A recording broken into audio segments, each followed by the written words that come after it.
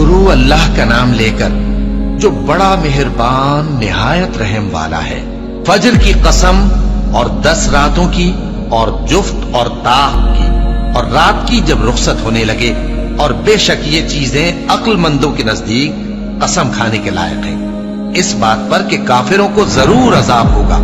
کیا تم نے نہیں دیکھا کہ تمہارے پروردگار نے قوم عاد کے ساتھ کیا کیا، جو ارم کہلاتے تھے، دراز قد مانند ستونوں کے، کہ تمام ملک میں ایسے پیدا نہیں ہوئے تھے؟ اور سمود کے ساتھ کیا کیا، جو وادی قرا میں چٹانیں تراشتے تھے؟ اور فرعون کے ساتھ کیا کیا، جو خیمے اور میخیں رکھتا تھا؟